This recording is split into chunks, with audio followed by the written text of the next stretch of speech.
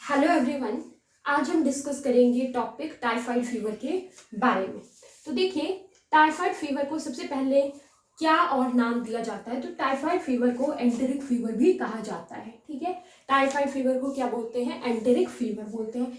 अब सबसे पहले हमें ये पता होना चाहिए कि ये जो टाइफाइड फीवर है इसका कॉजल ऑर्गेनिज्म जो है कौन है। तो इसका जो कॉजल ऑर्गेनिज्म है वो एक बैक्टीरिया होता है। अब वो बैक्टीरिया कौन सा है? वो है साल्मोनेला टाइफी नाम का बैक्टीरिया। ठीक है, इसके द्वारा ये जो डिजीज है टाइफाइड फीवर या एंटेरिक फीवर ये होती है। अब क्या होता है कि इसका जो मोड ऑफ ट्रांसमिशन अगर हम बात करते हैं तो इसका जो मोड ऑफ ट्रांसमिशन जो है इस डिजीज का वो है कंटेमिनेटेड फूड एंड वाटर। क्या है? Contaminated food and water. ठीक है, इसके थ्रू जो है ये फैलता है। अब अगर हम बात करें कि इसमें क्लिनिकल फीचर्स क्या क्या देखने को मिलेंगे, कि अगर मान लीजिए किसी पेशेंट को टाइफाइड फीवर हो गया है तो उसमें क्या क्या जो फीचर्स हैं वो क्लिनिकल फीचर्स जो है वो क्या क्या देखने को मिलते हैं। तो सबसे पहला है रोज कलर्ड स्पॉट्स। ठीक है, रोज कलर्ड स्पॉट्स जो है वो देखने को मिलेंगे, जैसे कि उसके एब्डोमेन के ऊपर। ठीक है, पेशेंट के एब्डोमेन के ऊपर, ट्रंक के ऊपर मेनली रोज कलर के स्पॉट्स जो है वो देखने को मिलेंगे। तो ये एक क्लिनिकल फीचर हो सकता है। दूसरा क्या है? Abdominal discomfort. उसको क्या होगा? एब्डोमेन में थोड़ा डिस्कम्फर्ट सा लगेगा। ठीक है, आगे आता है इंटेस्टाइनल अल्सर्स। इंटेस्टाइनल अल्सर्स भी हो सकते हैं। तो ये है क्लिनिकल फीचर्स इसके। ठीक है, अब अगर हम बात करते हैं सिम्टम्स की, तो सिम्टम्स कॉमनली देखे जाएंगे, जैसे कि हेडेक हो गया, फीवर हो गया, लॉस ऑफ एपेटाइट हो गया। ठीक है, तो ये जो है वो मेन जो सिम्टम्स हैं टाइफाइड फीवर में ये देखे जाते हैं।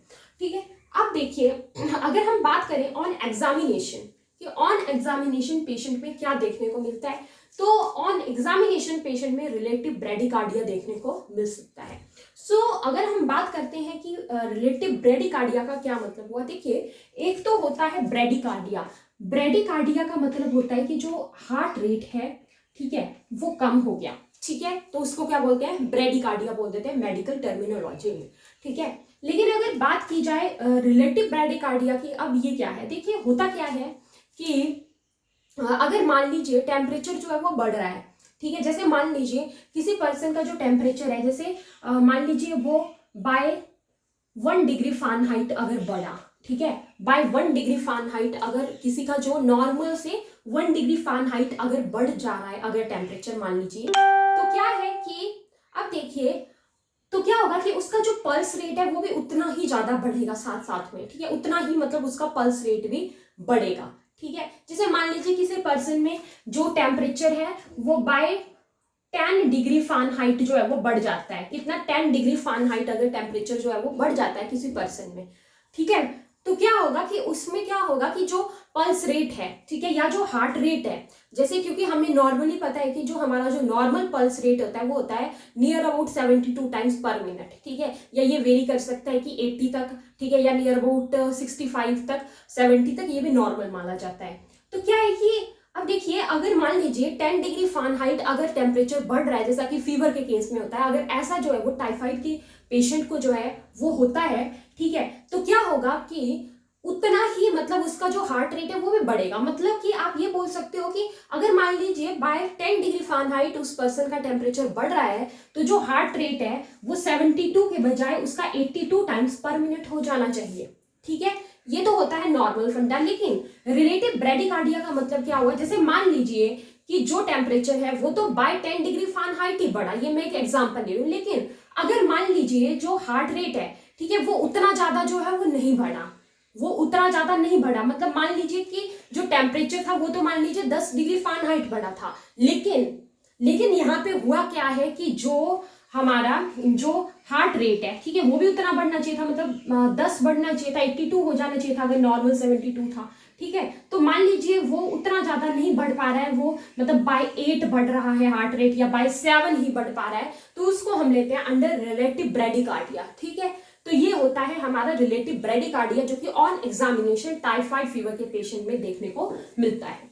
अब बात कर लेते हैं कि इसका प्रिवेंशन जो है वो कैसे कैसे किया जा सकता है टाइफाइड फीवर का। तो देखिए, एक तो अब जैसे हमने इसका मोड ऑफ ट्रांसमिशन ही देखा कि कंटेमिनेटेड फूड एंड वाटर जो है इसका मोड ऑफ ट्रांसमिशन है, ठीक है। तो क्या है कि मान लीजिए अगर जो है जो पर्सन है वो बिल्कुल मतलब साफ सफाई रखता है, ठीक है, क्लीनिनेस अगर रखता है, ठीक है, तो ये इसका एक प्रिवेंशन हो सकता है मेनली, मतलब क्लीन रहना, ठीक है, अपनी सराउंडिंग्स को क्लीन रखना, ठीक है। तो इससे क्या होगा कि जो फूड एंड वाटर है उसके थ्रू जो है वो नहीं फैलेगा, ठीक है। तो ये इसका प्रिवेंशन है, ठीक है। और वॉशिंग द हैंड्स प्रॉपरली, ठीक है, washing the fruits and vegetables properly before use, ठीक है, फ्रूट्स एंड वेजिटेबल्स को प्रॉपरली वॉश करना यूज करने से पहले। तो ये सारे के सारे कुछ तरीके आ जाते हैं इसके, मतलब इससे बचने के, इससे प्रिवेंशन के ये तरीके आ जाते हैं, ठीक है। अब देख लेते हैं कि अगर मान लीजिए किसी पर्सन को टाइफाइड फीवर हो गया तो उसमें जो ट्रीटमेंट है वो क्या क्या हो सकती है। तो देखिए, एक तो एंटीबायोटिक्स दी जा सकती है। एंटीबायोटिक्स क्यों दी जा सकती है? क्योंकि जैसा कि आपको पता है कि ये बैक्टीरियल है, ठीक है। तो जो बैक्टीरियल इन्फेक्शन है उसको कॉम्बैट करने के लिए जो है एंटीबायोटिक्स दी जाती हैं। जैसे कि एंटीबायोटिक मोस्ट कॉमनली सिप्रोफ्लोक्सासिन जो है वो दी जा सकती है, ठीक है। मोस्ट कॉमन जो एंटीबायोटिक जो कि टाइफाइड फीवर में दी जाती है दैट इज सिप्रोफ्लोक्सासिन दी जा सकती है, ठीक है। इसके अलावा एंटीपायरेटिक्स भी जो है वो दिए जा सकते हैं। इसमें एंटीपायरेटिक जो मेडिसिन हैं, ठीक है। एंटीपायरेटिक्स क्या होती हैं? एंटीपायरेटिक्स वो होती हैं ऐसी मेडिसिन जो कि क्या करती हैं, they lower down the body temperature को जो है वो कम करती हैं। क्योंकि यहाँ पे फीवर है, ठीक है, तो अगर यहाँ पे फीवर है तो इसका मतलब ये है कि टेम्परेचर बढ़ा होगा। अगर टेम्परेचर बढ़ा है तो बॉडी के टेम्परेचर को लोअर डाउन करने के लिए कौन सी मेडिसिन? एंटीपायरेटिक्स दी जाती है। और एंटीबायोटिक्स में ये मैंने आपको बताई एक, दैट इज सिप्रोफ्लोक्सासिन। ये क्यों? ये इसीलिए टू कॉम्बैट द इन्फेक्शन। तो ये था टाइफाइड फीवर के बारे में पार्ट नंबर 1। नेक्स्ट हम बात करेंगे पार्ट नंबर 2 लेक्चर में, ठीक है। तो आज के लिए इतना ही। Thank you so much for watching this video. If you like the video then please press the like button and subscribe my channel for latest update. Thank you.